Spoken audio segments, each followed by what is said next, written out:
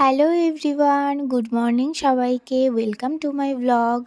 তো আজ ছিল আমার বাবার জন্মদিন, আর তার জন্যে আমি সকাল সকাল উঠে আমার বেডশিটটা পরিষ্কার করে নিয়েছিলাম। নেওয়ার পরে আমি রান্না করেছিলাম বাবার জন্য একটু ভেজ ডাল।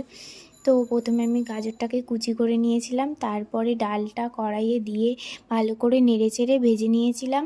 ভাজার পরে ডালটা তুলে আমি পরিষ্কার জল দিয়ে একটু ধুয়ে নিয়েছিলাম ডালটা ধোয়ার পরে কড়াইতে আবার নতুন করে তেল দিয়ে, আমি রিফাইন অয়েল ইউজ করেছি, এখানে তোমরা চাইলে সর্ষের তেলও ইউজ করতে পারো।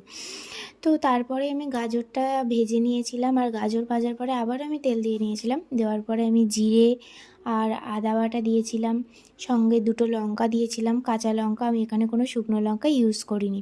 তারপরে নাড়াচাড়া করার পরে একটু ডাল দিয়ে নিয়েছিলাম, সেই ভেজানো ডালটা। তো ডালটা দেওয়ার পরে আবার ভালোভাবে ভেজে নিয়ে, ভালোভাবে কষিয়ে নিয়ে তার মধ্যে দিয়ে দিয়েছিলাম গাজর।